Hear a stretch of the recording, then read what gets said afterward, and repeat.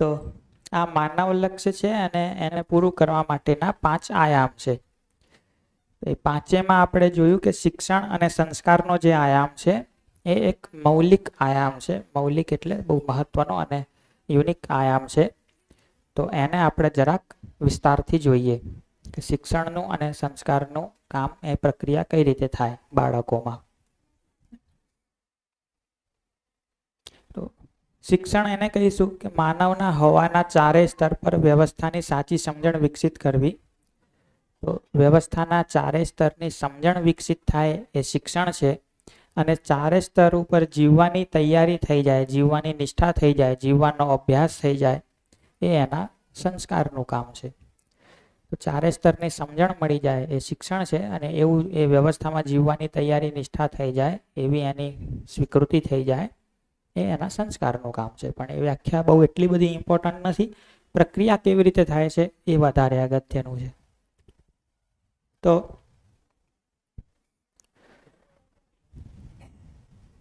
યોગ્ય પદ્ધતિ જોઈશું કે જો પરિવારમાં સંબંધનું વાતાવરણ છે, પરિવારમાં સારું વાતાવરણ છે, તો બાળકોનો સંસ્કારનો કાર્યક્રમ કઈ રીતે ચાલશે.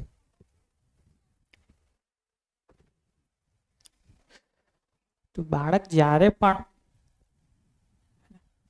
કોઈ પણ બાળકને જોશો તો એ જ્યારે પણ શરૂ કરે છે ત્યારે એના માતા પિતાને એનાથી મોટાઓને સાચા માનીને જ શરૂ કરે છે કે મારા મમ્મી જે કરે, મારા પપ્પા જે કરે એ સાચું જ છે. તો બાળક જે કંઈ કરે છે એ મોટાઓને સાચા માનીને એમનું અનુકરણ કરે છે. તો મારા મમ્મી જે કરે છે એ જોઈને બાળક એમને સાચા માને છે ને એવું કરવાનું શરૂ કરે છે. પપ્પા ઘરમાં જેવું કરે છે એવું જોઈને એમનું અનુકરણ કરવાનું શરૂ કરે છે. ઇવન મોટા ભાઈ બહેન પણ જેવું કરતા હોય એવું જે કરવાનો પ્રયત્ન કરે.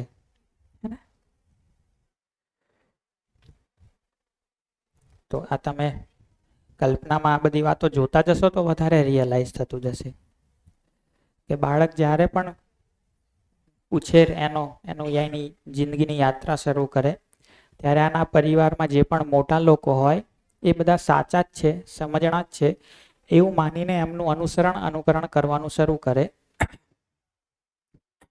ત્યાં સુધી કે જ્યાં સુધી એને ભાષા બહુ સમજતા ના આવડતું હોય. જેવું એ ભાષા સમજવા લાગે કે આ લોકો શું વાત કરી રહ્યા છે, મને કોણ શું કહી રહ્યું છે, ત્યારે એ તમારી આજ્ઞાનું પાલન કરવાનું શરૂ કરે. એ અનુશાસનમાં આવવા લાગે. તો તમે એને નાની નાની કંઈક આજ્ઞા કરો કે ભાઈ તું દાદાને જઈને પાણી આપી આય કે પેલો ખાલી ગ્લાસ પડ્યો ત્યાં અહીંયા મૂકી આય. આ બધું જે કહો તમે એ પ્રમાણે કરે કે જાકો કાયો દરવાજો ખોલી આય કે દરવાજો વાંકી આય અથવા આમ કર તેમ કર. તો એ બધું આજ્ઞા પાલન શરૂ કરે અને ધીરે ધીરે અનુશાસિત થવા લાગે.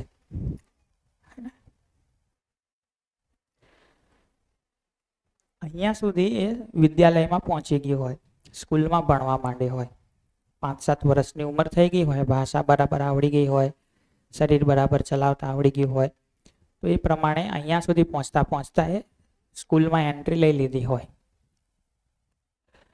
આજ્ઞાપાલન અનુશાસનમાં એને જે આજ્ઞાઓ કરવામાં આવે છે, એને જે કંઈ કહેવામાં આવે છે એ સાચું છે કે ખોટું છે એ જાણવાનું કામ પણ એ કરવા માંડે. તો તમને પ્રશ્નો પણ પૂછવાનું શરૂ કરે. તમે કહો કે આ કર તો પૂછે કેમ કરું, આમ કેમ ના કરું, અથવા આપણે આવું જ કેમ કરીએ છીએ, આપણે આમ કેમ નથી કરતા. આ બધા પ્રશ્નો ચાલુ થાય અને એ દરમિયાન જો એને સંબંધપૂર્વક ટેકલ કરવામાં આવે અને માતા પિતાનું આચરણ, માતા પિતાની આજ્ઞાઓ બધું યોગ્ય હોય તે જોવે સ્વયંમાં ચકાસણી કરીને કે આ સાચું કહે છે. મારા જે મમ્મી છે, જે પપ્પા છે, જે ભાઈ છે, દાદા છે, દાદી છે, આ લોકો મને જે કોઈ આજ્ઞા કરે છે અથવા મને જે કંઈ કરવાનું કહે છે અથવા એ લોકો જે કંઈ કરે છે એ બધું યોગ્ય છે, સાચું છે, એ લોકો બરાબર કરી રહ્યા છે.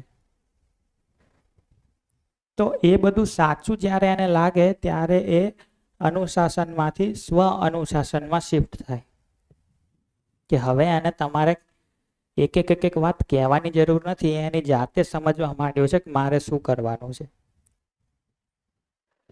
પોતે વ્યવસ્થિત રીતે કઈ રીતે જીવવું એને જાતે સમજાવવા માંડ્યું છે, કારણ કે તમે જે કંઈ એને કહો છો એને પોતાનામાં ચકાસીને સાચું પામે છે કે આ સત્ય છે, આ લોકો બરાબર કહે છે. તો એ સ્વાનુશાસનમાં આવશે, અને અહીંયા સ્વાનુશાસન પછી એને જિંદગી જીવવાનો વિશ્વાસ આવશે કે હું બધું સાચું સમજ્યો છું, બરાબર જીવું છું, મને સંસ્કારો બરાબર મળ્યા છે, તો એ આત્મવિશ્વાસમાં આવશે. ને અહીંયા સુધી એ કોલેજ લેવલમાં કાં તો કોલેજ પાસ આઉટ કરીને પરણીને સમાજનો એક વ્યક્તિ બની ગયો હશે. એ સમાજનો એક વ્યક્તિ બની જશે, પરણી જશે, એના બાળકો થશે, એના બાળકો એનું અનુકરણ કરવાનું ચાલુ કરશે. એના બાળકો એનું આજ્ઞા પાલન કરવાનું ચાલુ કરશે, અને એના બાળકો જોશે કે મારા પિતા કે મારી માતા સમજદાર છે, જે કહે છે સાચું કહે છે, તો એ પણ સ્વાનુશાસિત થશે, એ પણ આત્મવિશ્વાસથી ભરાશે, એ પણ સમાજમાં જીવશે, અને એના બાળકો ફરી એનું અનુકરણ કરવાનું ચાલુ કરશે. તો પેઢી દર પેઢી આ પ્રક્રિયા ચાલતી રહેશે, અને દરેક પેઢી વધુ સમજણી, વધુ જવાબદાર થતી જશે. તો દરેક નવી પેઢી જૂની પેઢી કરતાં વધુ સારી રીતે સ્વાનુશાસિત થઈ શકશે, અને સ્વયંમાં, પરિવારમાં, સમાજમાં, પ્રકૃતિમાં સુંદર રીતે જીવી શકશે.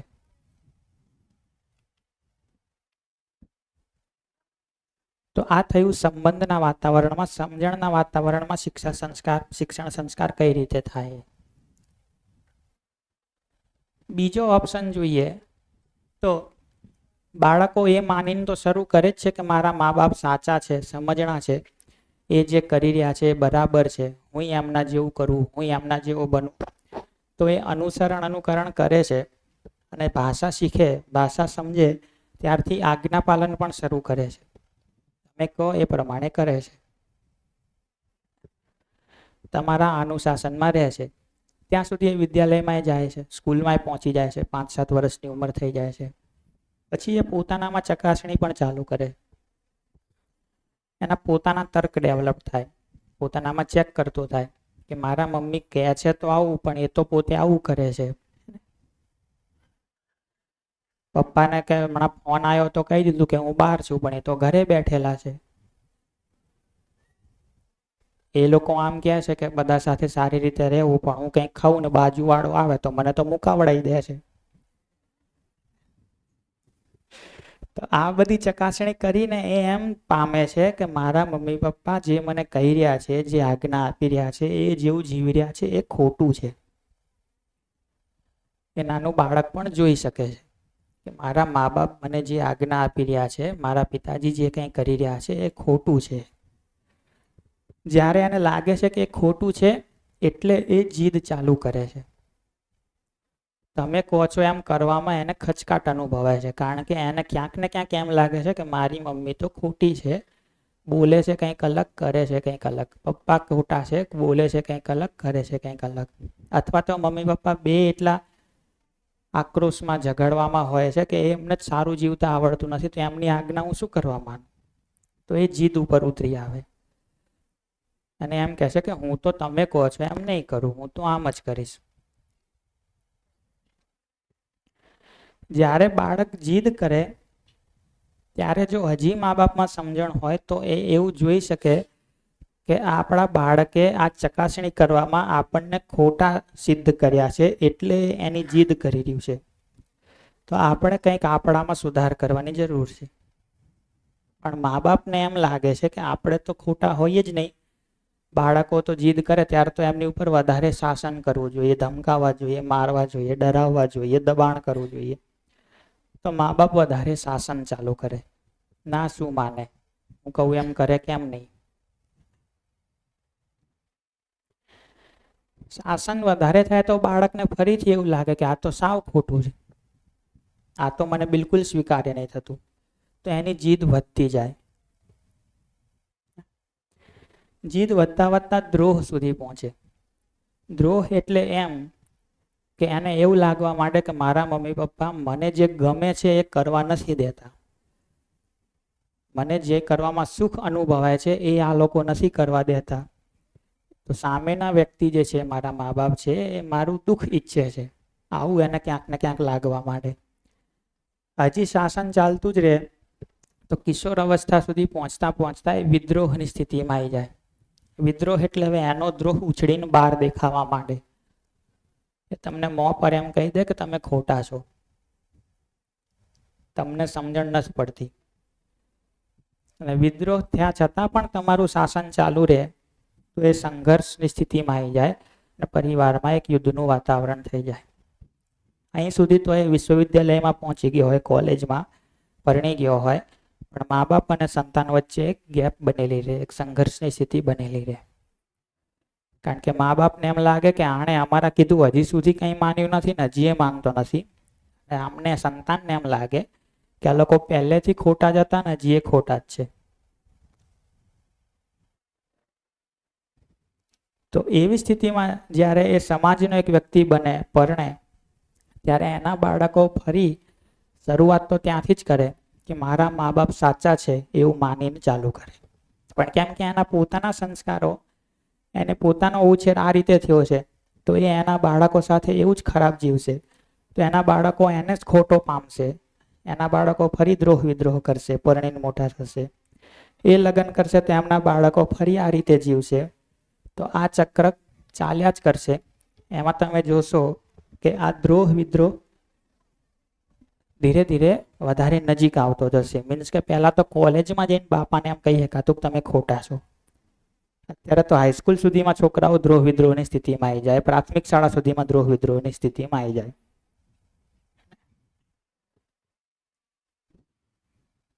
પ્રાથમિક શાળા સુધીમાં અથવા તો ઘણી વાર તો સ્કૂલે જતા પહેલા દ્રોહ વિદ્રોહની સ્થિતિમાં આવી જાય. તો આ ચક્ર ચાલ્યા કરે શાસનપૂર્વક, સમજણના અભાવમાં.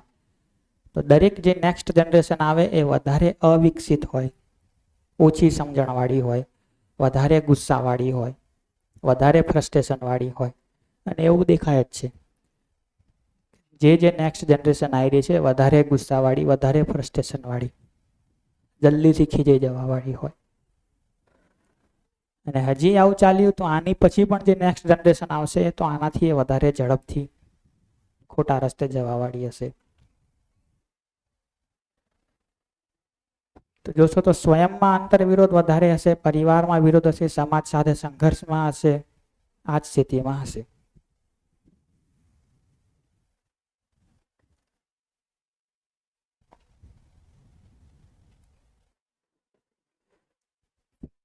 તો આ થયું શિક્ષણ સંસ્કારનું એક પ્રક્રિયાનું ચિત્ર, જે ખોટા વાતાવરણમાં સમજણના અભાવમાં થાય છે. આ થયું શિક્ષા સંસ્કારની પ્રક્રિયાનું ચિત્રણ, જે સંબંધપૂર્વક સાચા વાતાવરણમાં સમજણ સાથે થાય છે.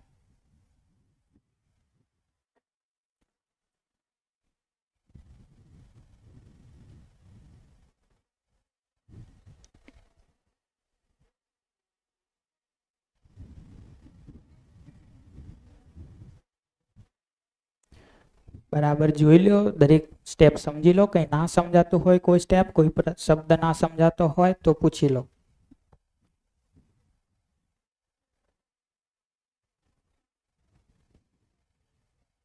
માઇક આપો. માઇક નહીં જોતો. અચ્છા, ફોટો પાડવો છે.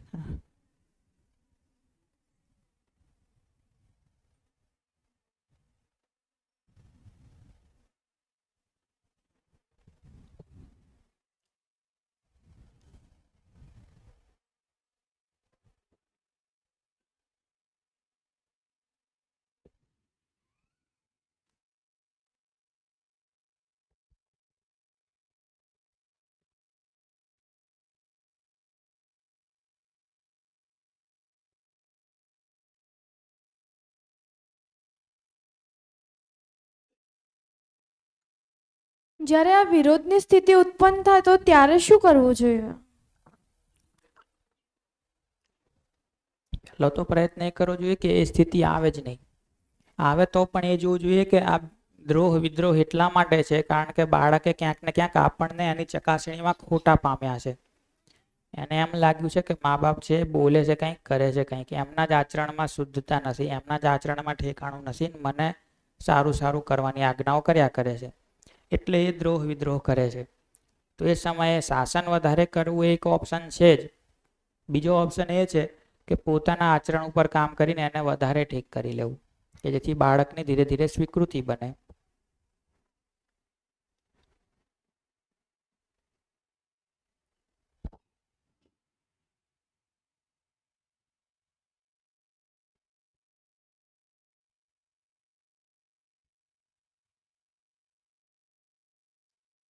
અનુસરણમાં અને અનુકરણ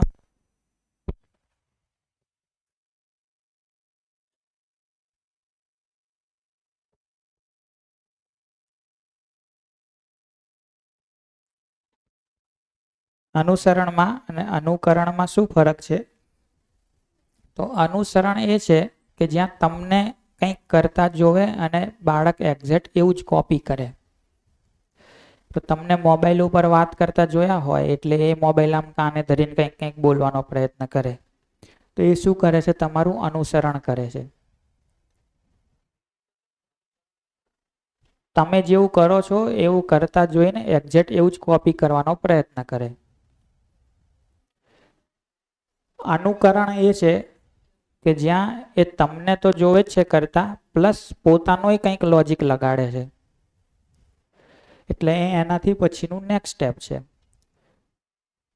તો જેમ કે એ બાળકે તમને મોબાઈલ આમ ખોલતા જોયા છે, તમને પાસવર્ડ ખબર છે તો તમે પાસવર્ડ નાખીને મોબાઈલ ખોલો છો. તો અનુસરણમાં એ મોબાઈલ એ રીતે ખોલવાનો પ્રયત્ન કરશે. નહીં ખુલે એટલે એની રીત કામે લગાડશે. ફોન મોઢામાં નાખશે, કાં તો પછાડવાનું ચાલુ કરશે, કંઈક કંઈક કરશે. તો એ શું છે? તમને તો એવું કરતા જોયા નથી. તમે તો કોઈ દિવસ ફોન મોઢામાં નાખ્યો નથી, તમે તો ફોન એ રીતે પછાડતા નથી. પણ એ અનુસરણથી એને ના મેળ પડ્યો એટલે એને બીજા એના તર્ક કામે લગાડ્યા કે આમ મોઢાથી પણ વસ્તુ ખોલાતી હોય તો આ એ ખોલાય છે કે નહીં મોઢાથી જોઈએ. તો આ બધા પોતાના તર્ક લગાડવાના ચાલુ કર્યા, એ અનુકરણ ચાલુ કર્યું.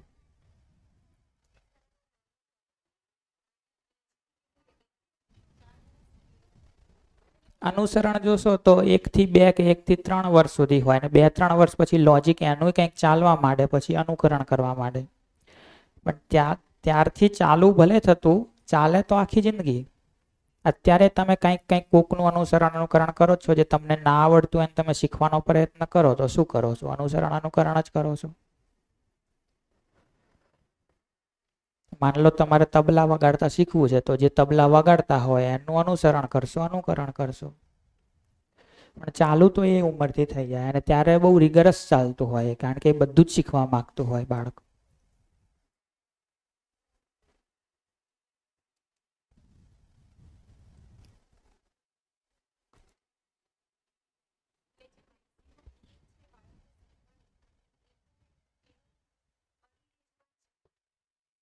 કારણ કે એ વખતે એને કામે બીજું નથી ને, કાંઈ શું બીજું કામ છે? બધું શીખવાનું એ જ કામ છે, એને શીખવા માંગે છે.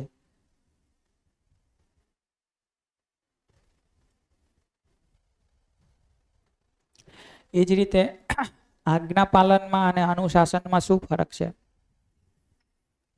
તો આજ્ઞા પાલનનો મતલબ એ છે કે તમારે એક વાક્યની એક કામની આજ્ઞા આપવી પડે.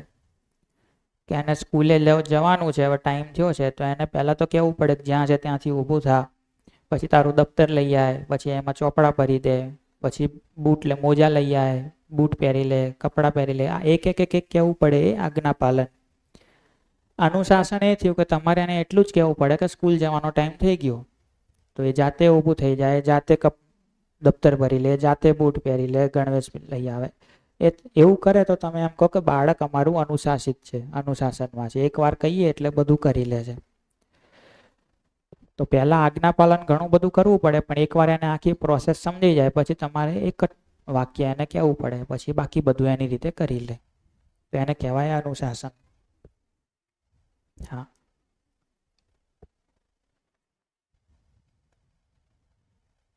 તમે જે કીધું કે અનુકરણ એ કરે તો એ બધું શીખવા માંગે છે, એવું જરૂરી હોય કે બધા બાળક શીખવા જ માંગતા હોય? તો બીજું શું કરવા માંગતા હોય?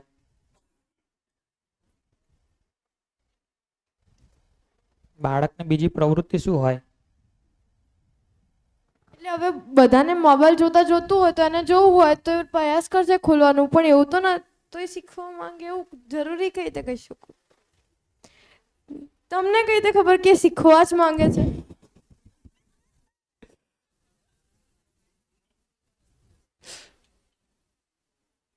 એટલે જ તો કહું છું, હું કહું છું એટલે થોડું માની લેવાનું છે. તમે જાતે ચેક કરો ને કે બાળકો શું કરવા માંગે છે, બધું શીખવા સમજવા માંગે છે કે નહીં.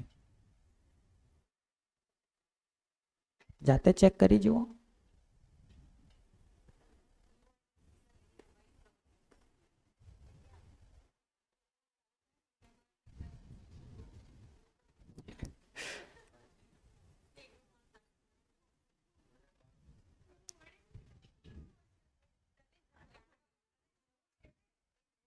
તને એડમિશન આપવાની વાત નહીં કરતા પ્રી પ્રાઇમરીમાં, તું જોવા આવે કે પ્રી પ્રાઇમરીના બાળકો શીખવા માંગે છે બધું, એમ એવું કે છે. આપણે એમને કોક વાર કશું શીખવાડવા માંગીએ ને એ ના શીખતું હોય તો પછી એક બાજુ એ શીખવા માંગે ને બીજી વાર આપણી વાત ના માને તો એ તો અલગ મુદ્દો થયો. તો એને અત્યારે તમે જે શીખવાડી રહ્યા છો એ શીખવામાં રસ નથી, તેને બીજું કંઈક શીખવું છે, તમે પરાણે શીખવાડવા બેસાડ્યું. અને જનરલી તમે જોશો તો જે ખરેખર પ્રકૃતિને લગતી વસ્તુ હોય, પ્રવૃત્તિને લગતી વસ્તુ હોય તો બાળકો શીખવા માંગતા જ હોય રસપૂર્વક. પણ તમે એને પેન ને સ્લેટ લઈને બેસાડી દો કે એ લખ્યા કર, આવું શીખ, તો એમાં એને નહીં રસ પડતો ને. કેમ રસ નહીં પડતો? તો એમાં કોઈ પ્રકૃતિનું તત્વ નહીં દેખાતું એને. આ શું ગાંડાઓ એક જાતના લીટા કરાય કરે છે, મને એમ થાય એને. આમાં શું શીખવાનું કરીને મારે? તો એ શું શીખવા માંગતો હોઈ શકે? એ હું શું છું, શું કરવા આવ્યો છું, આ બધી દુનિયા શું છે, આજુબાજુની વસ્તુઓ શું છે, શું વસ્તુ કેવી રીતે ચાલે, આ બધાના નિયમો કેવા છે, એ બધું શીખવા માંગે છે.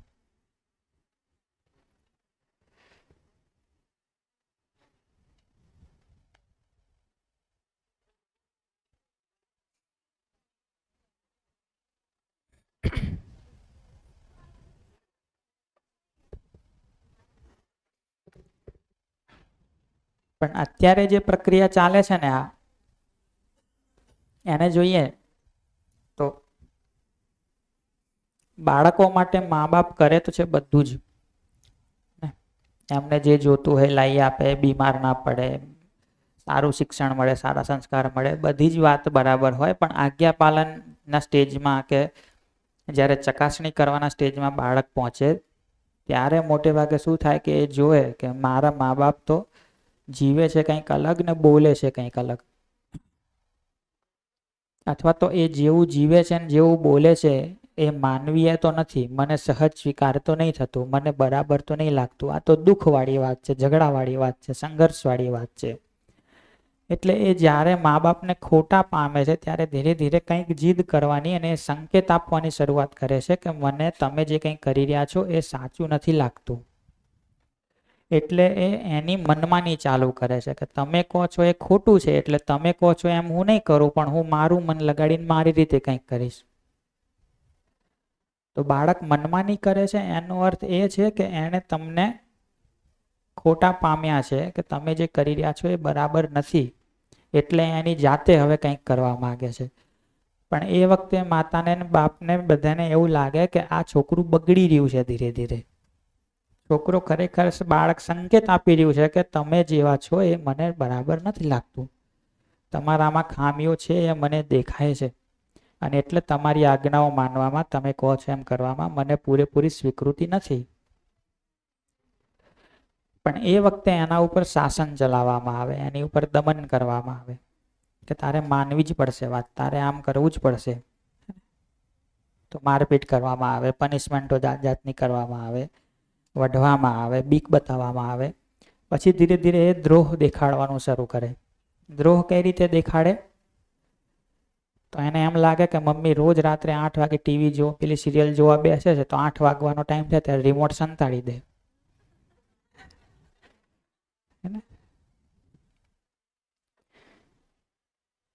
પપ્પા સ્કૂટર લઈને જાય છે તો ચાવી ક્યાંક મૂકી દે.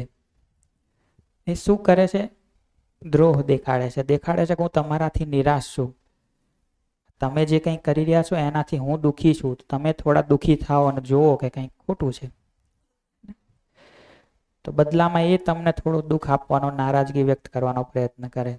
એ વખતે આપણું શાસન ઓછું થાય કે વધી જાય? વધી જાય. એ વખતે શાસન હજી વધી જાય આપણું. કિશોરાવસ્થામાં પહોંચતા પહોંચતા વિદ્રોહની સ્થિતિમાં આવી જાય અને એમ થાય કે હવે તો અમને કહેવું પડશે, હવે તો બહુ થયું. પણ છતાંય ક્યારેક સીધું પપ્પાને ના કહી શકે તો મમ્મીને તો કહે જ. પપ્પાને કહી દે છે આ બધું કહે છે બરાબર નથી, હું નહીં કરવું એ પ્રમાણે.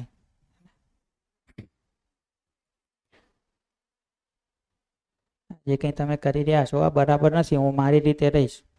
અને પછી ત્યાં સુધી તો સ્કૂલમાં કોલેજમાં પહોંચી ગયો હોય, પછી ક્યારેક પપ્પાને કે સામે બહુ હિંમત કરીને કે પપ્પા કોઈ વાત કહેતા હોય તો એને હિંમત કરીને કે તમારી વાત ખોટી છે, આવું ના થાય.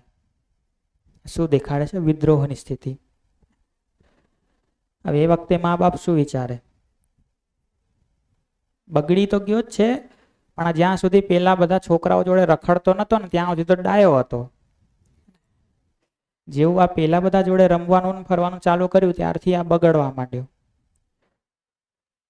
હે ને? એટલે ધીરે ધીરે એ ભાઈબંધો જોડે ફરવાનું બંધ કરાવડાવે, એ બેનપણીઓ જોડે ફરવાનું બેસવાનું બંધ કરાવડાવે, એમની જોડે નહીં જવાનું. શાસન હજી વધાર્યું. હવે આને એમ થાય કે તમારી જોડે તો મને કઈ યોગ્ય વ્યવહાર મળતો નતો, જ્યાંથી હું સુખ મેળવું છું ત્યાંય તમે બંધ કરાવડાવી દો છો. તો વિદ્રોહ વધી જાય એનો. એટલો વધી જાય કે મા બાપને સાંભળવાનું બંધ કરી દે. માં ગમે એટલું બોલે રાખે, પિતાજી ગમે એટલું બોલે રાખે તો એ સાંભળે જ નહીં. નઠારો થઈ ગયો એવું કે પછી સાંભળતો જ નથી.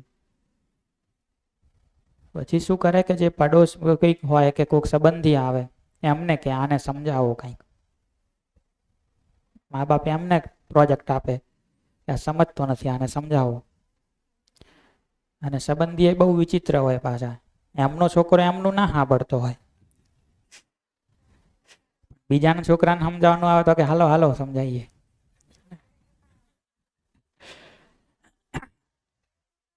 એટલે પેલાને સમજાવવા બેસે કે પેલીને સમજાવવા બેસે કે જો આવું સુધરી જા, આ બધું ના સારું કહેવાય. ઘણું બધું કેટલું કહેવાનું ચાલુ કરે. પેલો છોકરો સાંભળતો હોય ધ્યાનથી પહેલા તો બધું, પછી એને એમ થાય કે આ એ પેલું જ વાતો કરે છે બધી, પછી એ સાંભળવાનું બંધ કરે. પછી બહુ વધારે થાય એટલે પછી એને મનમાં એમ થાય કે મને ખબર છે તમારા છોકરા જોડે મારી વાતો થાય છે ફોનથી, તમારા ઘરની સ્થિતિ મને ખબર છે, પણ બોલે નહીં, કે હજી જ્યાં સુધી વિવેક રખાય ત્યાં સુધી રાખે. પણ પેલા એકદમ ફૂલ મૂળમાં આવ્યા હોય ને કે આજ તો આને સુધારીને જ જવો છે, આજે જ શ્રવણ કુમાર બનાવીને બહાર નીકળવું હવે તો.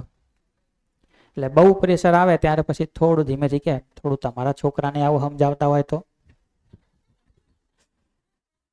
એટલે પછી પેલા બહાર નીકળી જાય ને બહાર આવીને પાછા મા બાપને શું કહીને જાય?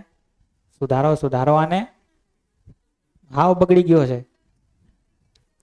હવે તો મા બાપને એમ થાય કે હવે તો હદ થઈ, તો બાર વાળા એમ કે છે કે આ બગડી ગયો કે બગડી ગઈ, હવે શું કરવાનું? શું રસ્તો હવે? હોસ્ટેલમાં મૂક્યા હોય તો હોસ્ટેલમાં રેક્ટર એવા જ હોય, પણ મોટો થઈ જાય કોલેજમાં આવી જાય અને પોતાની જ મનમાની કર્યા કરે, કોઈનું સાંભળે જ નહીં, પછી પરણાઈ દો.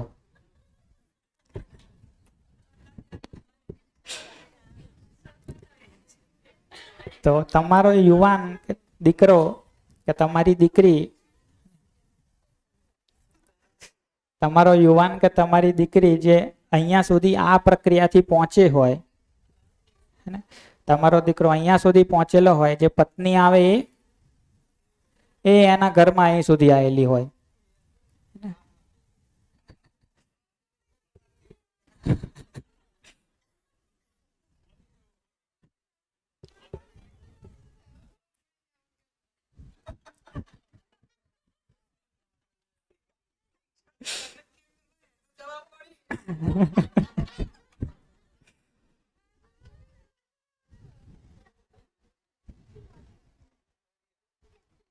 હે ને?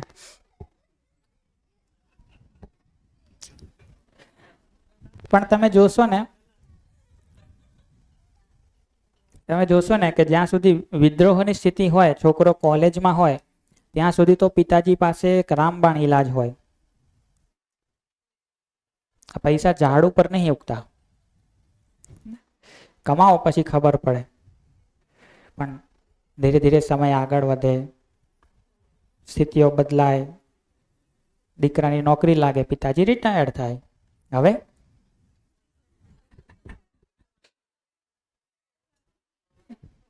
તો નોકરી પૂરી કરીને જે આમ એકદમ ઠાઠથી એન્ટ્રી લે ઘરમાં, અને ભલે ગમે તે માણસ ટીવી જોતો હોય, આઈને સીધું લાવો, ચેનલ તો એ જ ચાલશે જે હું જોવા માંગીશ.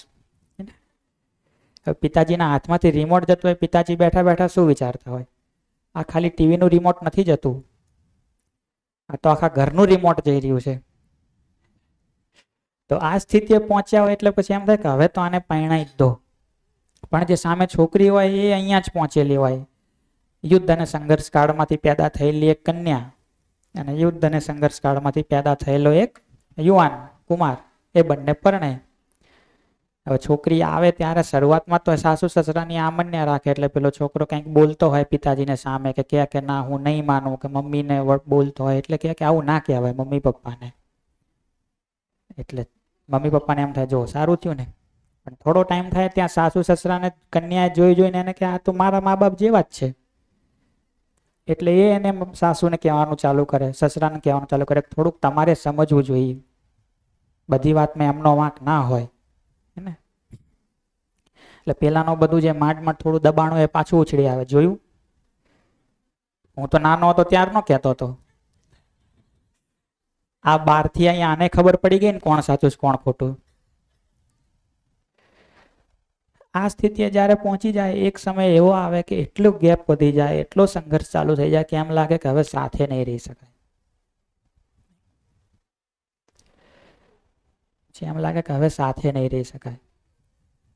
અને હવે તો નોકરીના નામે તમે સન્માનથી અલગ થઈ શકો. સમાજમાં કોઈ એમ ના કે તમે મા બાપને છોડીને ગયા, નોકરી કરવા જઈએ તો નોકરીના નામે તમે બીજે રહેવા જતા રહ્યા, મા બાપ અલગ રહેવા માંડ્યા. તમારા એ છોકરા થાય, એ તમારું અનુકરણ કરવાનું ચાલુ કરે. તમે ઈચ્છો તો છો જ કે જે બધું તમારી સાથે થયું, તમારા મા બાપે તમારી જોડે જેટલો ખરાબ વ્યવહાર કર્યો એટલો ખરાબ વ્યવહાર તમે તમારા બાળકો આગળ ના કરો. પણ કેમ કે તમારા પોતાના ભાવ વિચારની સ્થિતિ કંઈ બહુ સારી નથી. કામની જગ્યાએ જેટલું ટેન્શન છે, સમાજમાં જેટલા પ્રશ્નો છે, પરિવારમાં જે કંઈ સ્થિતિ છે, એ બધું જોતા તમારાથી ક્યાંક તો ગુસ્સો થઈ જાય.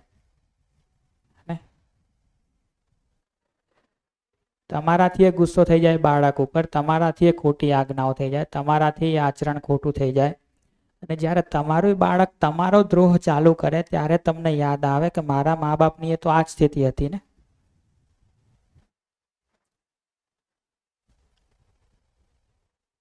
અને જે કામની જગ્યાએ જે ઓફિસનું ટેન્શન છે, જે વર્કલોડ છે, જે ટ્રાફિકની સમસ્યા છે, જે પોલિટિક્સ છે, જે સમાજના બધા પ્રશ્નો છે, આ દરેક વખતે પેઢી દર પેઢી તો વધતું જાય છે. તો એને દેખાય કે હું મારા બાળક માટે આખી જિંદગી ન્યોછાવર કરી દેવા માંગુ છું, પણ આ બધા પ્રશ્નોના કારણે મન ઠેકાણે નથી રહેતું, તો નથી સારો વ્યવહાર કરી શકતો બાળક આગળ. તો એ જ રીતે મારા મા બાપે કદાચ ભલું જ ઈચ્છતા હતા, સારું જ કરવા માંગતા હતા, પણ સમજણના અભાવે એ નતા કરી શકતા.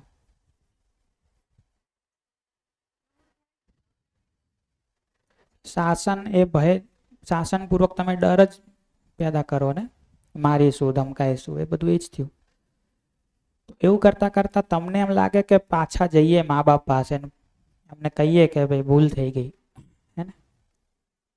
કારણ કે પોતાના છોકરા થયા અને એ હવે વિદ્રોહની સ્થિતિમાં પહોંચ્યા, દ્રોહની સ્થિતિમાં પહોંચ્યા, ત્યારે સમજાણું કે ઘણું ભલું કરવા માંગીએ છીએ, ઘણી સારી રીતે જીવવા માંગીએ છીએ, પણ નથી કરી શકતા કારણ કે અમારી સમજણ ઓછી પડે છે. બહારની સ્થિતિ આવી છે, પરિસ્થિતિ આવી છે. એ જ રોજે રોજ કામની જગ્યાએ માથાકૂટ, ઝઘડા, વળતા ઘરે આવતા આટલો બધો ટ્રાફિક ને રોડ ઉપર એ પ્રશ્નો કેટલાય, સમાજના બધા 10 પ્રશ્નો હોય, તો બાળક ઉપર થઈ જાય છે ગુસ્સો, નથી સારું વર્તન કરી શકાતું. એ વખતે એમ થાય કે પિતાજી જોડે પાછા જઈએ અને ભેટી પડીએ અને કહીએ કે સોરી, ભૂલ થઈ ગઈ, પણ નહીં જઈ શકતા. અને જ્યારે આંખ ખુલે ત્યારે કોઈને તો એટલું સદભાગ્ય હોય કે પિતાજી જોડે પાછા જાય, કોઈને તો એમાંય ટાઈમ નહીં મળતો નોકરીમાંથી, આજ જઈએ કાલ જઈએ, હિંમત નહીં થતી. અને કદાચ પાછા જાય જ્યારે ટાઈમ મળે ત્યારે સ્થિતિ એવી હોય કે પિતાજી હોય જ નહીં, ખાલી ફોટો હોય દિવાલ ઉપર. પછી આ બધું દુઃખ કોની આગળ વ્યક્ત કરવું? જેટલો દ્રોહ વિદ્રોહ કર્યો હતો એમાં વાંક એટલો બધો તમારોય નહોતો.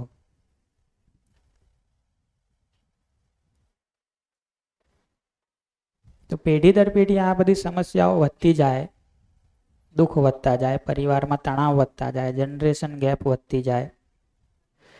એના કરતાં જ્યારથી આપણને સમજાય ત્યાંથી આપણે સારું જીવવાનું, સાચું જીવવાનું અને બાળકોને યોગ્ય આજ્ઞા પાલન, યોગ્ય અનુશાસનના વાતાવરણમાં લાવવાનું શરૂ કરીએ તો આ કુચક્રમાંથી બહાર નીકળીને એક આ સારા ચક્રમાં આવી શકીએ.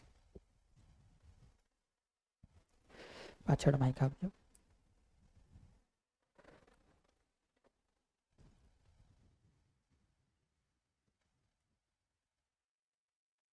વિદ્યાલય અને વિશ્વવિદ્યાલય લેવલે શિક્ષકનો રોલ પણ કંઈક રહેતો હશે ને?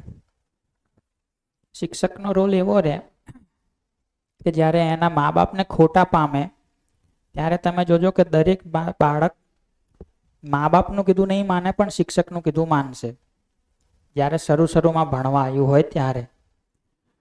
કારણ કે એને ઘરે દેખાયું હોય કે મમ્મી પપ્પામાં તો બહુ ભલીવાર નથી, પણ આ શિક્ષક છે, જે શિક્ષિકા બેન છે એ સારા છે, એમને આદર્શ માને, એટલે એમના કીધું બધું કરશે. મમ્મી કહેશે તો નહીં માને, શિક્ષિકા બેન કહેશે તો માની જશે. પણ થોડા ટાઈમમાં એ જોવે કે આમનામાં એ કંઈ ઠેકાણું નથી, તો સમય જતાં એ શિક્ષકોનું માનવાનું ધીરે ધીરે બંધ કરી દે.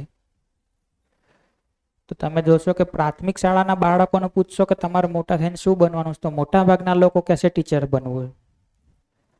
કારણ કે એમના ટીચરને એમના આદર્શ માને છે, એમના આઈડિયલ માને છે. 9મા 10મામાં 11મા 12મામાં પૂછશો તો ભાગ્યે જ કોક કહેશે ટીચર બનવું છે. કારણ કે ત્યાં સુધીમાં બધાય લોકો એ જોઈ ચૂક્યા છે કે શિક્ષકોમાં કાંઈ ભલીવાર નથી. એ વાત છે. તો આજે એમનો દ્રોહ વિદ્રોહની એક સ્થિતિ હતી, એ કદાચ જો વિદ્યાલયમાં સારા શિક્ષક મળ્યા હોત તો કદાચ એ થોડું શાંત થઈ શકત, દ્રોહ ઓછો થાત, વિદ્રોહ ઓછો થાત. પણ વિદ્યાલયમાં શિક્ષકો એવા મળે તો ક્યાં જઈને સાચું સમજણ મેળવે? બધેથી એ જ શાસન ચાલતું હોય, ઘરે એ જ શાસન ચાલે, સ્કૂલમાં એ જ શાસન ચાલે. એટલે તો ડબલ દ્રોહ થાય, ઘરમાં ને સ્કૂલમાં બધે.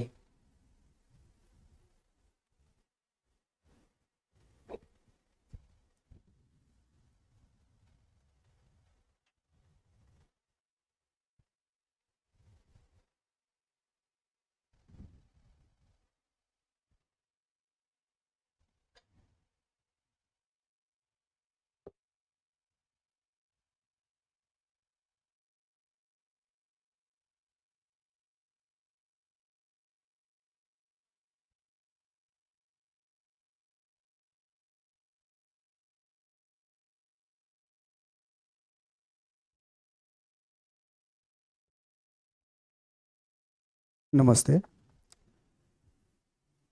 બાળકો જે ઘર છોડીને બહાર જાય છે એમાં જે તમારી વાત ઉપરથી થોડું એવું લાગ્યું કે એમાં અજાણતા મા બાપનો જ દોષ છે.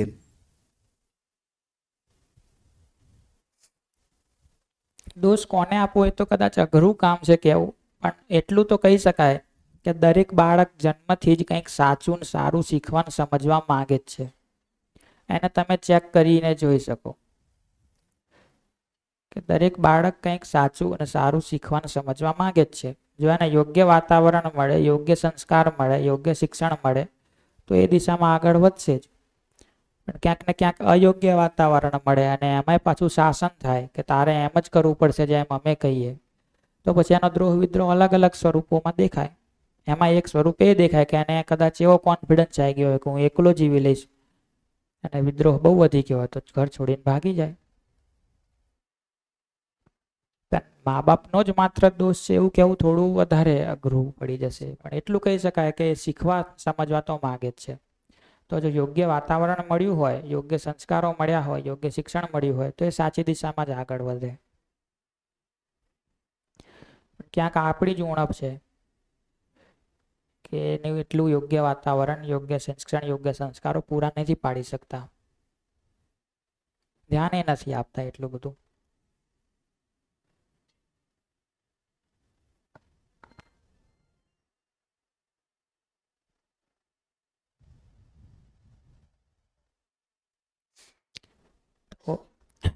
એક પ્રબોધક એવો કિસ્સો શેર કરતા હતા કે એમણે 8 દિવસની શિબિર લીધી અને આખી શિબિરમાં સંખ્યા ઘણી હતી એટલે મોટા ભાગનો ટાઈમ એમણે ઊભા બોલવું પડતું હતું. અને આ જ રીતે શિબિરમાં ઘણા બધા બાળકો આવેલા જે દોડાદોડી કર્યા કરતા હતા. તો શિબિર પૂરી થઈ 8મા દિવસે એટલે પ્રબોધક એમને જે રૂમ ફાળવેલી એમાં જઈને સૂતા હતા, અને પેલું પગ દુખતા હોય, ગોટલા બાજી ગયા હોય એટલે ત્યાં માલિશ કરવા માટે પેલું માલિશનું તેલ લાયા હતા, જે પછી એમણે એક બીજી બાજુની રૂમ હતી ત્યાં ટેબલ ઉપર વાટકીમાં કાઢીને મૂક્યું હતું.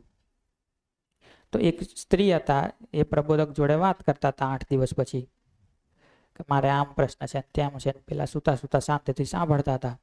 એમાં બાજુના રૂમમાંથી કંઈક પડવાનો અવાજ આવ્યો એટલે પેલા સ્ત્રી દોડીને તરત બાજુના રૂમમાં ગયા. એમને ખબર હતી કે મારું છોકરું બાજુના રૂમમાં છે. તો જઈને જોયું તો પેલી તેલની વાટકી જમીન ઉપર ઊંધી પડેલી અને તેલ બધું જમીન ઉપર ફેલાયેલું.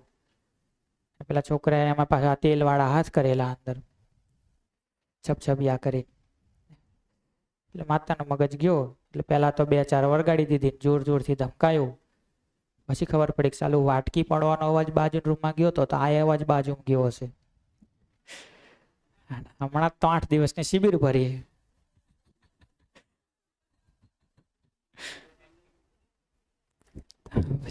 પછી થયું કે પોતાની જાતને જસ્ટિફાય તો કરવી ને ભાઈ, કે મેં કેમ માર્યું બાળકને. એટલે પ્રબોધક જોડે છોકરાને હાથ પકડીને લઈને આવ્યા અને એને ધમકાવવા માંડ્યા કે જો આમાં હું એને વઢું નહીં, મારું નહીં તો શું કરું. રોતું હતું છોકરું તો ઢસડી લાયા કે એને તેલ ધોળી નાખ્યું તમારું બધું, ને હાથ જો કેવા ગંદા કરે ને આમ બધું આવું જ કરતો હોય છે, માનતો નથી. માતા બોલી જતી હતી, છોકરું રોઈ જતું હતું અને પેલા તેલ વાળા હાથે પ્રબોધકના પગ ઉપર માલિશ કરે જતું હતું. એને એવો વિચાર આવ્યો હતો છોકરાને કે હું આ તેલ લઉં અને એમને પગ દુખે છે ને તો એમને માલિશ કરી આપું. નાનું હતું તો ટેબલ સુધી પહોંચ્યું નહીં તો લેવામાં વાટકી પડી ગઈ બિચારાથી. હવે જો એ સમજી હોત કે આ બાળક શું કરવા માંગતું હતું, એને શેના માટે વાટકી લેવાનો પ્રયત્ન કર્યો હતો, કેટલા સારા ભાવથી બિચારું કંઈક કરવા માંગતું હતું અને છપછપિયા નતું કરતું. હવે એમ કે ઢળ્યું તો અહીંથી તેલ લઈને માલિશ કરી આવું. આપણા ભાવ વિચાર એટલા સ્થિર હોતા જ નથી ને કે એટલું વિચારીએ કે એટલી રાહ જોઈએ કે એ શું કામ આ કરી રહ્યું છે.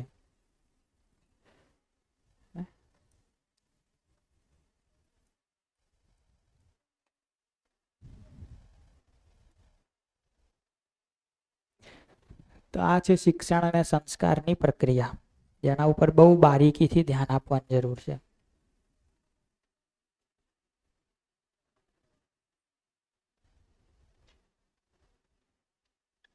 આમાં કંઈ તમારું શેરિંગ હોય, કોઈ પ્રશ્ન હોય તો બોલો.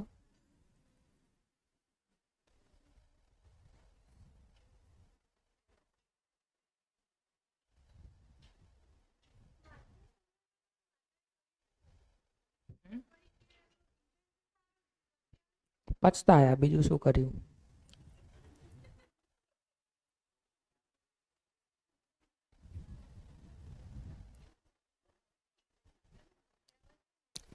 અને ઘણીવાર તમે જોશો ને તો તમે જેટલી વાર બાળકોને માફ કરો છો ને એમની ભૂલો બદલ, એના કરતા ઘણી વધારે વખત બાળકો તમને તમારી ભૂલો બદલ માફ કરે છે.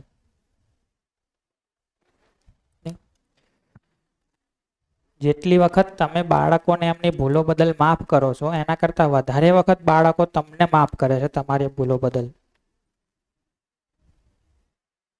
કારણ કે અત્યાર સુધીમાં કેટલી ભૂલો કરીએ છે, તમે કેટલી વાર ખોટે ખોટું વઢ્યા હશો, માર્યા હશે, રોવડાયા હશે, તો એ તમારી જોડે વાલથી આવે જ છે ને.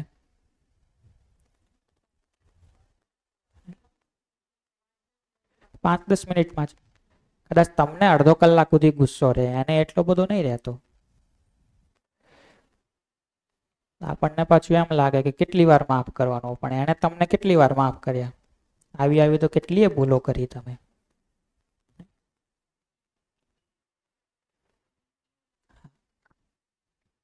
બસમાં 3-4 નાના નાના છોકરાઓ ચડ્યા હતા અને સાથે એક લેડીઝ પણ હતા.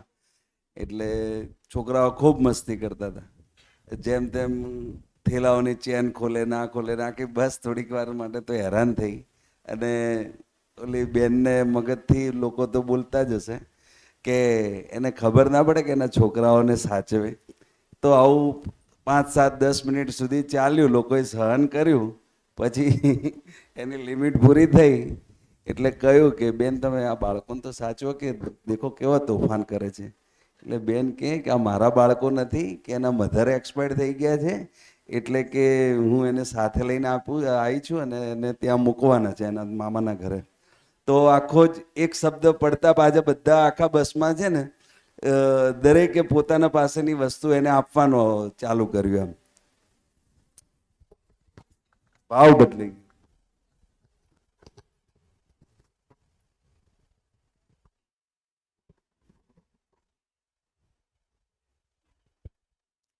તો એક તો બાળકો જન્મે ત્યારથી જ બધું સમજવા માંગે, શીખવા માંગે, અને આપણને પ્રશ્નો પૂછે અને આપણી જોડે જવાબો ના હોય, આપણે કંઈ સમજ્યા ના હોય, એટલે કાં તો ચૂપ કરાવી દઈએ, કાં તો આડા આવડા જવાબો આપી દઈએ, અને પાછું અપેક્ષા એ રાખીએ કે સમજણું બને, અમારું કીધું માને. એ પૂછે કે વરસાદ કેમ પડે, તો આપણે કહીએ તો ભગવાન નળ ખોલી દે એટલે પાણી આવે બધું. આવા આવા તો જવાબો આપીએ.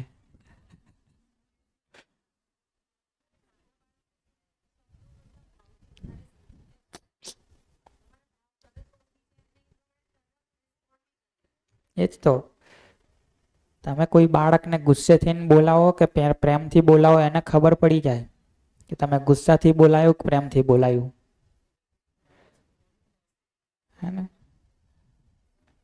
ઇવન બોલાવો નહીં, તમે એની સામે જોવો, ખાલી ગુસ્સાથી જોવો ને પ્રેમથી જોવો તોય ખબર પડી જાય કે તમે એની સામે ગુસ્સો કરી રહ્યા છો કે પ્રેમથી જોઈ રહ્યા છો. તો બાળકો જીદ કરે છે તો દેખાડે છે કે તમારે થોડું પોતાના ઉપર વધારે કામ કરવાની જરૂર છે.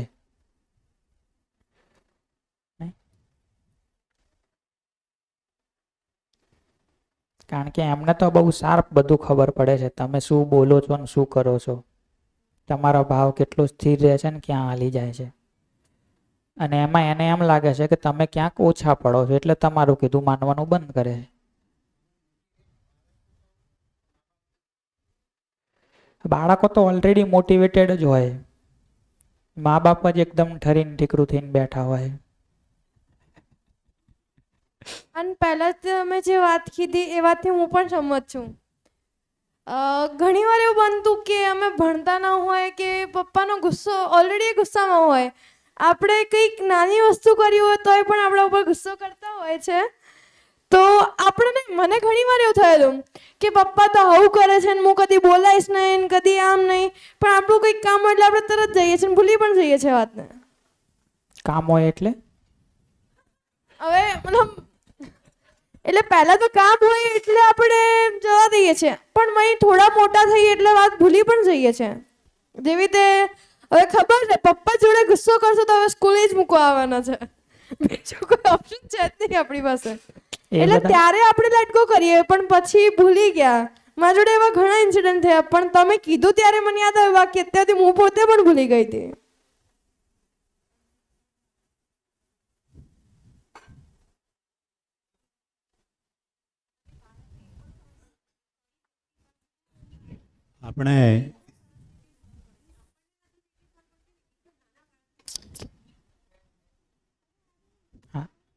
આપણે સમાજના લક્ષ્યની વાત કરી, તો હવે એક શિક્ષક તરીકે કોઈ સ્કૂલ છે, શિક્ષકની ભરતી કરે છે, તો એની ક્વોલિફિકેશન હોય છે કે ભાઈ BA BEd થયેલો હોવો જોઈએ, એનામાં એ વિષયની સ્કિલ હોવી જોઈએ.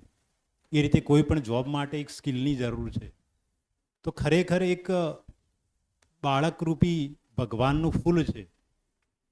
તો એના પૃથ્વી ઉપર જન્મ આપવો, તો એવા સ્કિલફુલ વ્યક્તિઓ એટલે કે એવા પેરેન્ટ્સની એમની લાયકાત, આ જે સમાજ વ્યવસ્થા છે એમાં કદાચ એવું ભવિષ્યમાં થઈ શકે કે એવા પેરેન્ટ્સ કે જેનામાં લાયકાત છે, કે જે સમજે છે કે પોતે માતા બનવા માટે એમનામાં પૂર્ણ સમજણ છે, પિતા બનવાની સમજણ છે, પછી જ એ લગ્ન ગ્રંથિથી જોડાય અને બાળકને જન્મ હા. આપે તો કદાચ આ સમાજ વ્યવસ્થામાં ઘણા ફેરફારો લાવે છે.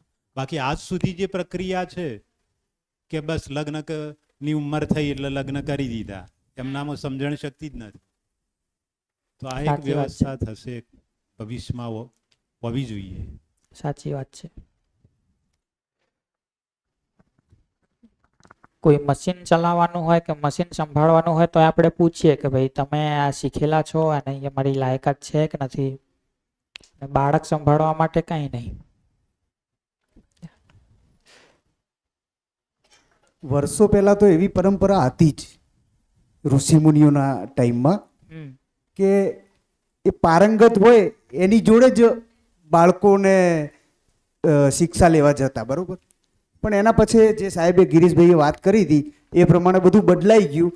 પણ હવે આપણે બધા ભેગા થઈને એવું વિચારીએ કે 3-4 ઓછામાં ઓછી 3 થી 4 શિબિર કરેલી હોય જીવન વિદ્યાની, તો એને મોટી શિક્ષકમાં લેવો એમ.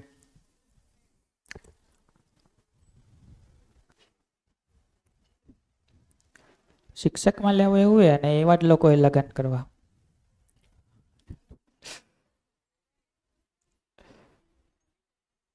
સમજણ હોવી જોઈએ મૂળ તો. તો એ તો ખરું કે પહેલા જે તે વિષયમાં પારંગત હોય એવા ગુરુજનો પાસે જ બાળકો શીખતા. પણ મા બાપે તો જે વ્યવહારની વાત છે, ભાવની વાત છે, એમાં તો પારંગત થવું જ પડશે. કારણ કે સંસ્કાર તો ત્યાંથી જ મળશે ને, મા બાપ પાસેથી.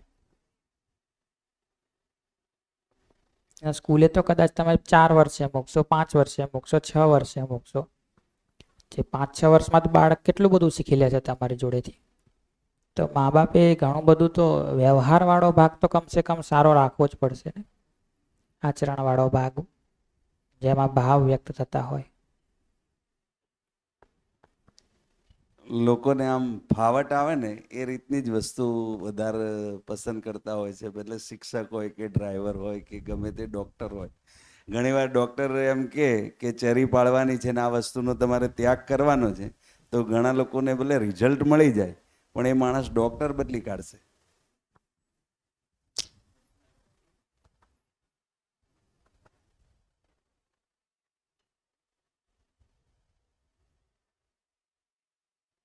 આમાં જે મારું ધ્યાન જાય છે એવું છે કે કરવું છે ઘણું બધું, પણ પ્રાયોરિટી શિફ્ટ નથી થતી. માની લો કે આજે બી શિબિર માટે ઘણા બધા મિત્રોને મેં કહ્યું હોય, અને ઇવન એમાં મારા પરિવારના બધા જ લોકો આવી જાય, એવું બી નથી કહેતો, કોઈ વ્યક્તિગત વાત નથી આ. તો જે બહારનો એટલો બધો પ્રભાવ છે, દબાવ છે ને, કે જેના કારણે પ્રાયોરિટી સેન્ટરમાં સુવિધા જ રહે છે. એટલે જો એ પ્રાયોરિટી સમજણ બાજુ કે ભાઈ હું ગમે તે થાય તો 2 વસ્તુ માટે જ્યારે મારે કોઈ ડિસિઝન લેવાનું થાય તો હું સમજને પહેલાં પ્રાયોરિટી આપી શકું, એટલું બી થઈ જાય ને કદાચ, તો ઘણો મોટો ફરક આવી શકે. જેવી રીતે શિક્ષક મિત્રોમાં પણ મને હવે તો સારો એવો રિસ્પોન્સ મળતો જાય છે, અને બધાને જેમ જેમ અનુભવ થાય એમ એમનો બી કોઈ વાંક નથી. હું વ્યક્તિગત વાત નથી કરતો, એટલે ખાસ મિત્રોને એમ કહું છું કે એ વ્યક્તિગત ના લે. પણ જ્યારે પણ જેવીની શિબિર માટે અથવા એના માટે 1 કલાક પણ ડિસ્કશન કરવાનું આવે ત્યારે એમનું મન તૈયાર નથી હોતું. તો મન તૈયાર નથી હોતું એનું કારણ એક જ દેખાય છે મને, કે આમાં આપણો લાભ શું એમ. અને લાભની અંદર પણ સેન્ટરમાં તો એવું જ હોય છે કે આમાં સુવિધા એટલે કે મની ઓરિએન્ટેડ. એટલે આજે બાળકમાં બી એ જ જેની પાસે જે હોય એ આપે. આજે પેરેન્ટ્સ તરીકે પણ મારા સેન્ટરમાં સુવિધા હોય, એક પેરેન્ટ્સ તરીકે એક ટીચર તરીકે પણ મારા મગજમાં સેન્ટરમાં સુવિધા હોય અને પછી હું જ્યારે બાળકોને ક્લાસમાં ભણાવવા જાઉં છું, ભલે ભણાવું છું ફિઝિક્સ, પણ સેન્ટર ક્યાં મૂકી દઉં છું? સુવિધા સેન્ટર છે. તને સારું પેકેજ ક્યાં મળશે? આમાં મળશે. સાયન્સમાં સારા પેકેજ મળશે તો સાયન્સ રખાય. એટલે અલ્ટિમેટ જાણતા અજાણતા બી આપણે સેન્ટર તો સુવિધાને બનાવી જ દઈએ છીએ. તો મારા જેટલા પણ નિર્ણયો લેવા એના સેન્ટરમાં જો સમજણનો પાઠ હોય, કારણ કે સમજણનો પાઠ હશે તો સુવિધાનો પાઠ ખાલી ક્યારેય નથી રહેવાનો. પણ આ હજી વિશ્વાસ નથી બનતો. આપણા મનમાં એમ થાય છે કે મારે સિલેક્શન કરવાનું છે, હું સમજદાર બનું કે સુવિધા મેળવું, બેમાંથી એક જ મળશે. આવું મગજમાં ક્યાંક ઊંડાણમાં પડેલું છે કે હું જો સમજવા જઈશ તો મારે કોમ્પ્રોમાઇઝ કરવો પડશે સુવિધા સાથે. એટલે ડિસિઝન લઈ નથી શકાતું. વાસ્તવમાં એવું મને તો બિલકુલ 1% બી હવે નથી લાગતું કે સુવિધાના પક્ષને જરાય નુકસાન થવાનું છે. એક એ છે કે ક્યાંક કોઈકને એવું લાગતું હોય કે સમજવા જતા સુવિધા કોમ્પ્રોમાઇઝ કરવી પડશે, અને બીજું એ હોય કે સમજણ મેળવવાની જિજ્ઞાસા એ નથી કે મને આવડે જ છે ને બધું, આટલા વર્ષ જીવ્યા જ ને, હવે શું જરૂર છે સમજવાની, એવું એ હોય.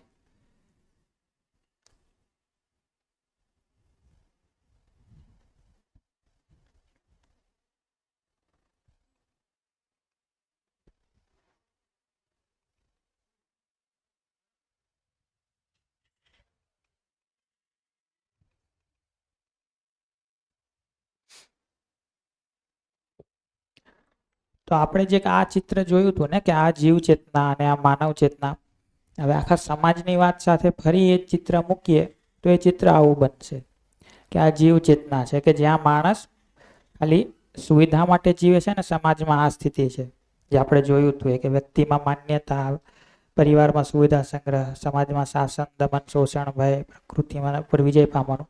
અહીંયાથી જે વિકાસ પરિમાર્જન થશે આ માનવ ચેતનામાં. અને કઈ રીતે થશે? તો માનવીય શિક્ષણ આપવામાં આવશે. તો માનવીય શિક્ષણથી વ્યક્તિગત પરિમાર્જન દરેક વિદ્યાર્થીમાં આવશે અને વ્યક્તિગત પરિમાર્જન જ મલ્ટીપ્લાય થઈને સામાજિક પરિમાર્જન રૂપે દેખાશે. એટલે મૂળમાં તો માનવીય શિક્ષણ જ છે. અહીંયાથી અહીંયા જે આ વિકાસ કરવાનો છે, સુવિધાઓ વધારી લેવાથી, નીતિઓ બનાવી લેવાથી નહીં થાય. આ જે વિકાસ કરવાનો છે માનવીય શિક્ષણ આપવાથી જ થશે.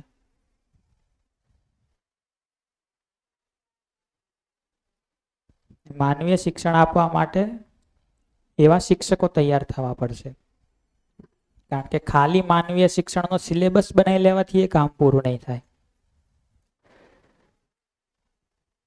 કારણ કે શિક્ષક વાત કરતા હોય વિશ્વાસની અને એમના આચરણમાં જ ના દેખાતો હોય વિશ્વાસ, વિદ્યાર્થીઓ ઉપર ગુસ્સે થઈ જતા હોય, તો એ પછી વર્ગખંડમાં એટલું ઇફેક્ટિવ નહીં બને. તો માનવીય શિક્ષણથી જ વ્યક્તિગત પરિમાર્જન ને વ્યક્તિગત પરિમાર્જનથી સામાજિક પરિમાર્જન, એ જ આ વિકાસનું મૂળ કી પોઈન્ટ છે.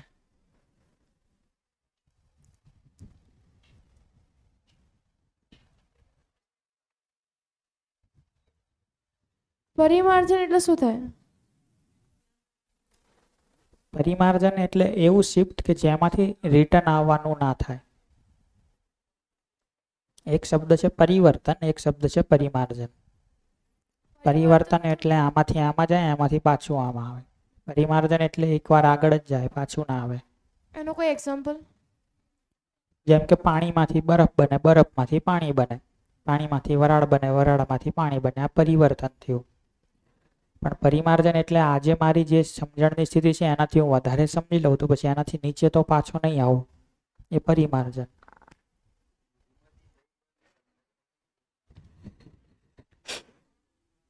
સીધું ના બને પણ બને તો ખરું, બને તો ખરું.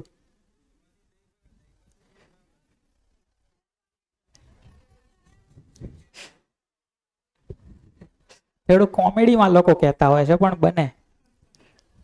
સાહેબ એમ કહે છે કે જેમ પરિમાર્જનનું આવું ઉદાહરણ આપો કે દૂધમાંથી દહીં બને, દહીંમાંથી દૂધ ના બને. એટલે હું કહું છું કે બને.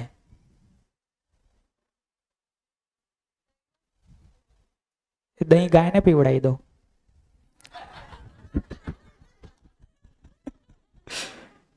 તો ગાય તો બનાવી લેશે.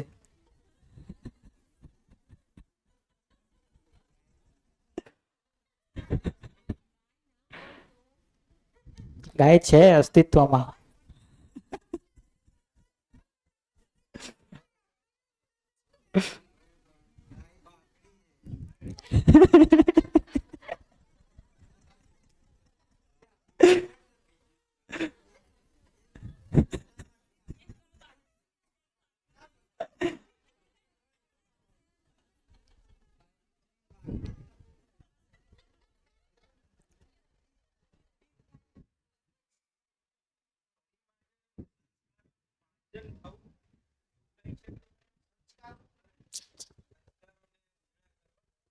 માર્જન શબ્દ તો એના પરથી જ બન્યો છે. માંજવું, માજીન ચકચકાટ કરવું એના ઉપરથી જ. પણ અત્યારે આની ટેકનિકાલિટી જોઈએ તો એવું છે કે જેમાં સાયકલિક પ્રોસેસ થાય એ પરિવર્તન છે, જેમાં વન વે પ્રોસેસ થાય એ પરિમાર્જન છે. આપણે કમસે કમ અહીંયા તો એ અર્થમાં વાપરીએ છીએ. બીજે બધે અલગ અર્થમાં વપરાતો હોય તો અલગ વાત છે, પણ બંદિશ દર્શનમાં તો એ અર્થમાં છે. એટલે આને આપણે પરિવર્તન નથી કહેતા. અહીંથી અહીં પરિવર્તન નથી કરવું. પરિવર્તન કરશું તો પાછા આવવાની સંભાવના રહેશે. આપણે પરિમાર્જન કરવું છે કે પછી પાછું આવે જ નહીં, ત્યાં ને ત્યાં જ રહીએ.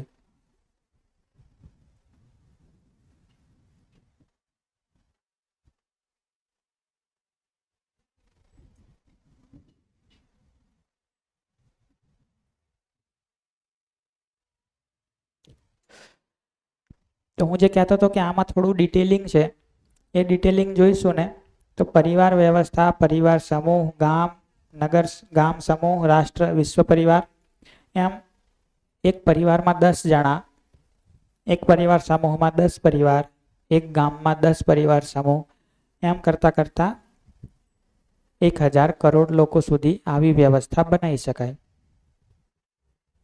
આવું એક વ્યવસ્થાનું મોડલ આ દર્શનમાં છે, જેને સાર્વભૌમ માનવીય વ્યવસ્થા અથવા તો પરિવાર મૂલક સ્વરાજ વ્યવસ્થા કીધું છે.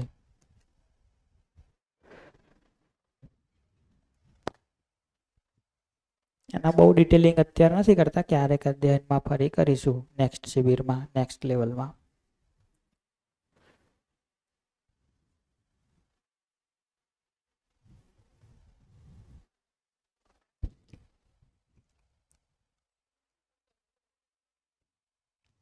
હલો, હા, આભાર આપનો કે આખા દિવસ દરમિયાનનો સાર એવું કહી શકાય. અને આભાર વ્યક્ત કરવા માટે આમ આ સાહેબ જોડે બેઠો ત્યારે શરૂઆતમાં જ એક પંક્તિ લખી હતી. પણ હજુ સત્ર બાકી છે. તમે 18 થી કેમ આભાર વિધિ કરો? નહીં, આજનો દિવસ નહીં, જવું નથી. હું તો 6:30 સુધી બેસી રહીશ. અને મારી અડખે પડખે જે લોકો છે એમને અપેક્ષા છે કે કંઈક લ્યો, તો ના પાડી દીધી, નથી અપેક્ષા.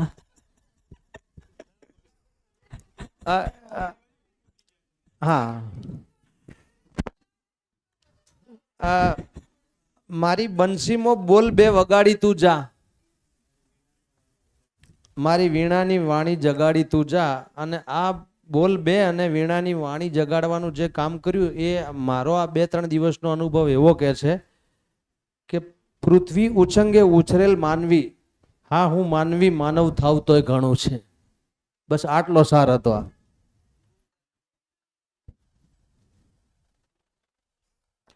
તો હમણાં આપણે જે વાત કરી ને એને હું 5-10 મિનિટમાં રજૂ કરી લઉં, પછી આજની ચર્ચા પૂરી કરીએ.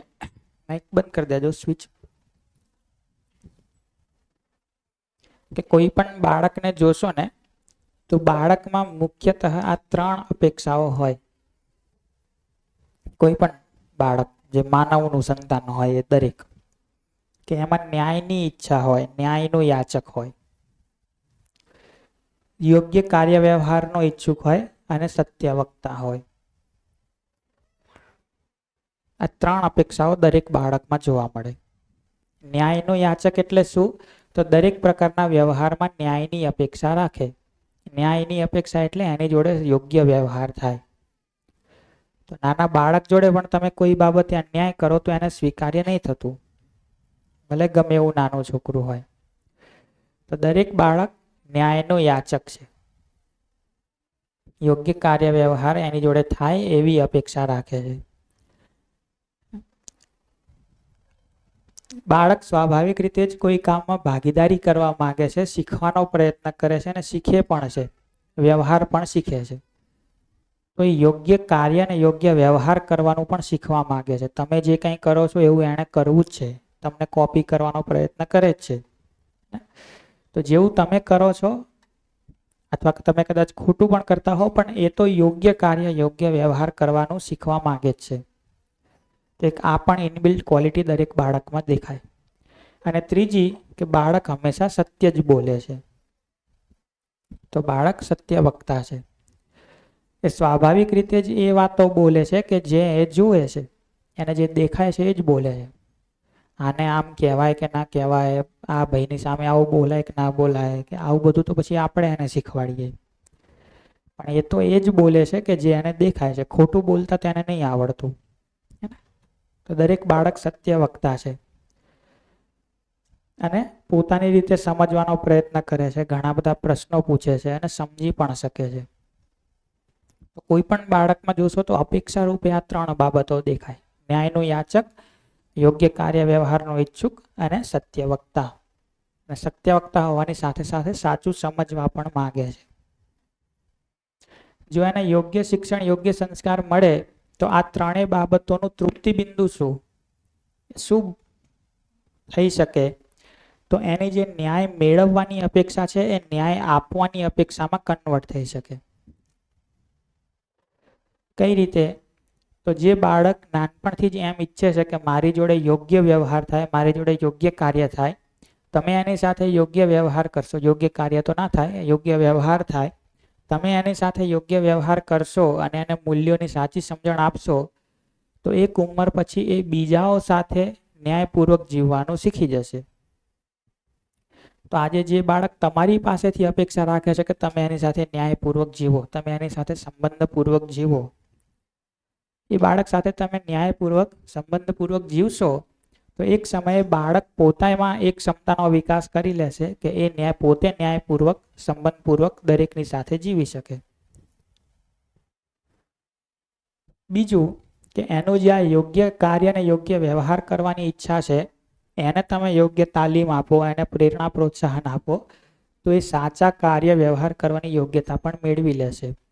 વ્યવહારમાં કુશળતા અને કાર્યમાં કુશળતા પણ બાળક મેળવી લેશે જો તમે એને આ કરવામાં રોકશો નહીં ને એને સમજાવશો, વ્યવસ્થિત શીખવશો તો.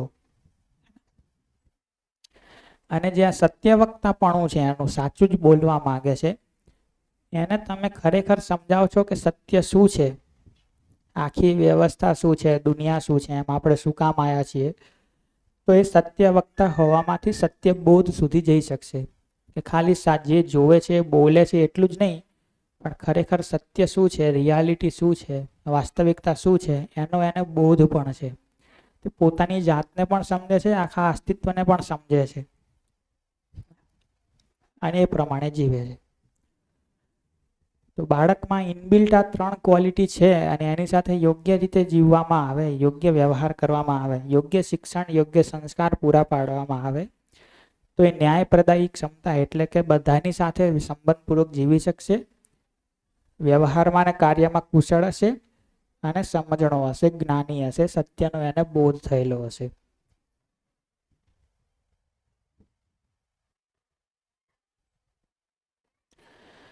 આના માટે જરૂરી એ છે કે એની સાથે યોગ્ય વ્યવહાર કરવામાં આવે, યોગ્ય માનવીય વાતાવરણ પૂરું પાડવામાં આવે, યોગ્ય શિક્ષણ યોગ્ય સંસ્કાર પૂરા પાડવામાં આવે. એની જે આ ઇનબિલ્ટ ક્વોલિટી છે એ આ બહુ સરસ એની લાક્ષણિકતાઓમાં પરિવર્તિત થઈ શકે.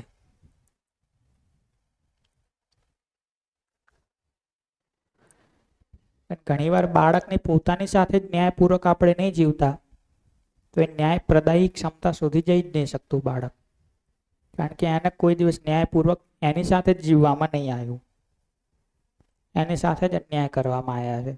અન્યાય એટલે બહુ મોટા મોટા અન્યાય નહીં, પણ વ્યવહારમાં જે નાની નાની ઉણપ રહી ગઈ હોય એ બધું, તો એનામાં ન્યાય પ્રદાયી ક્ષમતા નહીં આવી શકતી. એ કંઈક શીખવા માંગતો હોય તો એને રોકવામાં આવતું હોય, એટલે એનામાં કુશળતાનો પણ વિકાસ નહીં થઈ શકતો. અને સત્ય બોલતું એના બદલે તો આપણે એને ખોટું બોલતા શીખવી દઈએ, એટલે આ જ્ઞાન અને સમજણવાળો ભાગ પણ એનામાં ડેવલપ નહીં થઈ શકતો. પણ યોગ્ય વાતાવરણ, યોગ્ય શિક્ષણ સંસ્કારમાં આ સંભવ છે. અને અહીંયા પહોંચે એટલા માટે જ કદાચ આ ક્વોલિટી બાળક લઈને આવે છે પહેલેથી. આમાં તમારે એને કંઈ નહીં આપવું પડતું. બાળક જન્મે ત્યારથી ન્યાયનું યાચક હોય. બાળક જન્મે ત્યારથી સાચો કાર્ય વ્યવહાર કરવાનું ઈચ્છુક હોય અને ત્યારથી જ સત્ય વક્તા હોય. ભલે બોલતા નહીં આવડતું, પણ આ ઈચ્છા તો એની નાનપણથી જ, મતલબ જન્મથી જ હોય, કુદરતી રીતે જ હોય. આમાં તમે કંઈ એનામાં આપતા નથી કે તમારા આપવાથી આવે છે એવું નથી, આ હોય જ છે. એનું યોગ્ય પોષણ કરવામાં આવે તો પેલી બાજુ આપણે જઈ શકીએ, એને ત્યાં લઈ જઈ શકીએ.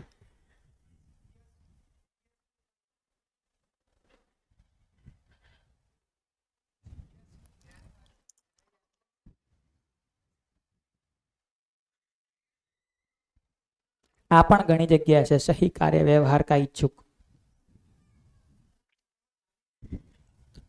કરતાય શીખે છે ને ઘણું બધું, કામ કરતાય.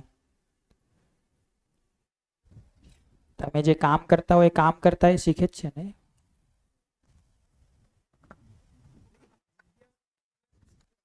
હા, જિજ્ઞાસુ છે ને એ આ નીચેવાળી ક્વોલિટી છે એ જ છે કે પોતાની રીતે સમજવાનો પ્રયત્ન કરે છે, ઘણા બધા પ્રશ્નો પૂછે છે. આ જિજ્ઞાસાવાળો ભાગ છે. તમારે અહીંયા ચોગડો લખી દેવો હોય તો 4 વસ્તુ થઈ જશે.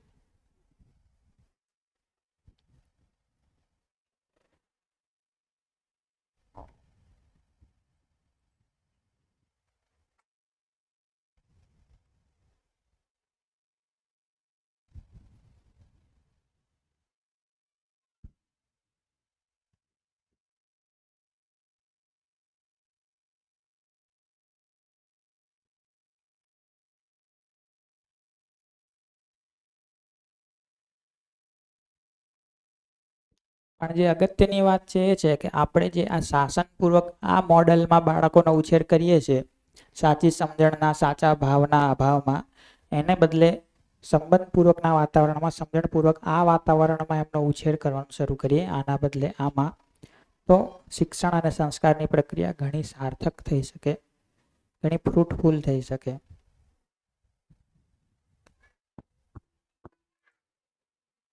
મારો એ પ્રશ્ન છે કે કોઈ પણ બાળક આપણને કંઈક પ્રશ્ન પૂછતો હોય, એનો જવાબ આપણી પાસે ના હોય, તો આપણે એને એવું કહી દેવું સાચું કે તારા પ્રશ્નો ખોટા છે, આનો કોઈ અર્થ જ નથી. એવું કહેવાય કે મને નહીં ખબર. હા, એમ કે અમુક વાર બાળકો એવું પૂછતા હોય કે ઇન્દ્રધનુષ કઈ રીતે બને છે, તો ઘણા લોકોને ના ખબર હોય તો એવું કહી દે કે આ પ્રશ્ન જ ખોટો છે. પણ જે પ્રશ્ન જ ના આવ્યો તો સાયન્સમાં જે આપણને સમજણ પડી કે કઈ રીતે આવ્યું તો એ જ ના હોત ને. એ જ તો. આપણને ના ખબર હોય તો એમ કહેવાય કે બેટા મને નહીં ખબર, અને તમને રસ પડે તો એમ કહો કે આપણે સાથે મળીને શોધીએ, ચલો શું જવાબ છે, તને સમજાય તો મને કહેજે. ચલો, વરસાદ કેમ પડે છે એ ખબર પડી ગઈ, ઇન્દ્રધનુષ કઈ રીતે છે. હવે અમુકનો પ્રશ્ન એવો હોય કે ઘાસ લીલી કેમ છે, તો એનો શું જવાબ આપવો? એ સમજવું પડશે ને આપણે.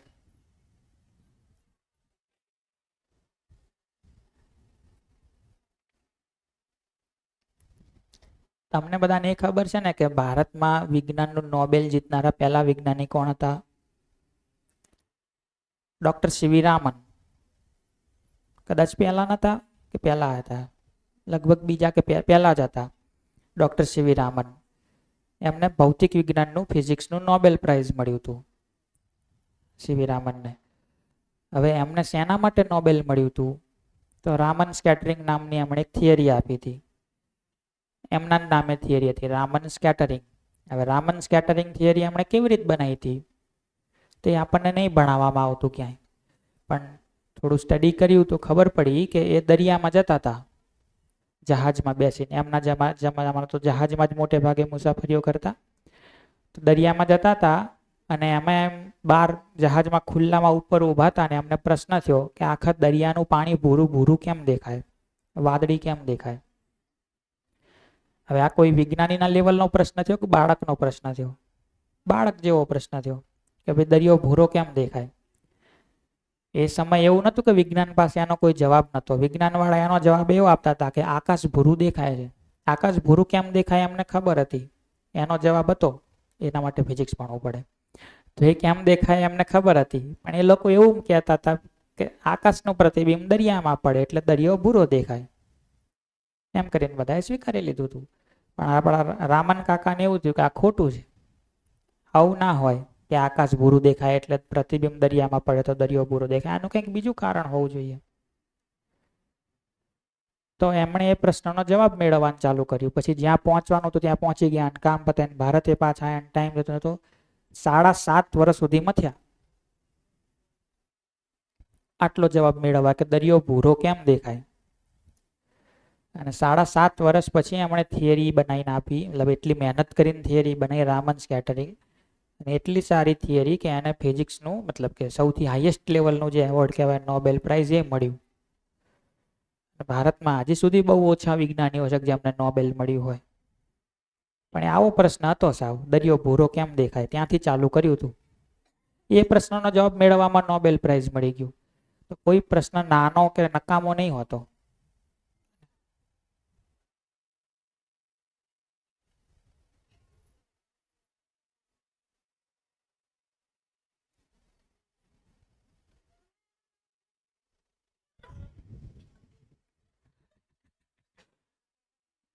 આપણે જીવન વિદ્યાની શિબિર છે, ફિઝિક્સની શિબિર થોડી છે.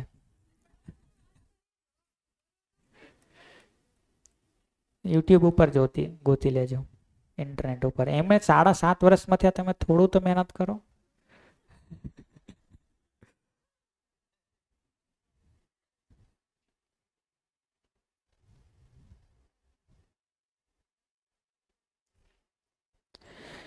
તો આમાં કોઈ પ્રશ્ન ના હોય તો સમાજમાં વ્યવસ્થાવાળી ચર્ચા અહીંયા પૂરી કરીએ. કાલે સવારથી પ્રકૃતિમાં વ્યવસ્થા, અસ્તિત્વમાં વ્યવસ્થાવાળી ચર્ચા કરી લઈશું અને શિબિરનું સમાપન કરીશું.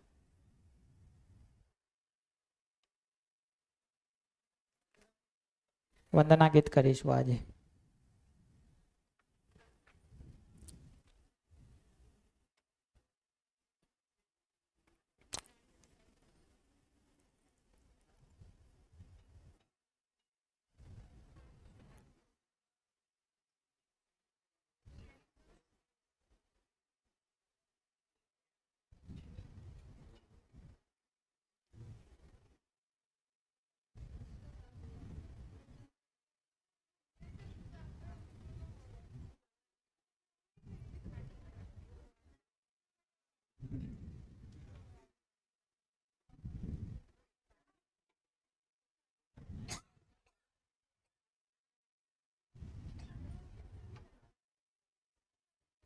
સારું, તો આટલું રાખીએ, વંદના કરી લઈએ, પછી છૂટા પડીએ.